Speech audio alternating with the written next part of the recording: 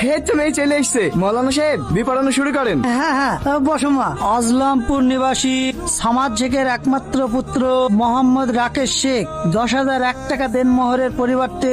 থামেন, আগে বলুন আমার টাকা কই? এই সব টাকা এখনো জোগাড় হয়নি বাপ। তুমি আমাকে কটা দিন সময় দাও, আমি দিয়ে দেবো। আমি আগে বলি শুনো, বিয়ের আগে সব টাকা লাগবে। তাড়াতাড়ি বাকি 5 লাখ টাকা দেন। আমি তোমায় কথা দিছি, বিয়ের 5 দিনের মধ্যে তোমায় সব টাকা দিয়ে দেবো। আমি কোনো কথা শুনবো না, আমার টাকা এখনই লাগবে। এই নাও, তুমি যে টাকা পাবা তার থেকে গয়নার দাম বেশি হবে। হ্যাঁ হ্যাঁ ঠিক আছে, 5 দিন বাদে যখন টাকা দেবে তখন গয়না গোলালি চলে আসবে। সাথী এ আবার কি? এই বিয়ে হবে না, আমি সাথীকে ভালোবাসি। কে তুই? আমি আরজে রোহান। তোমাকে তো আগে কখনো দেখিনি। আমি সাথীকে ভালোবাসি আঙ্কেল, ওকে নিয়ে যেতে এসেছি। তুই ওকে চিনিস বুড়ি?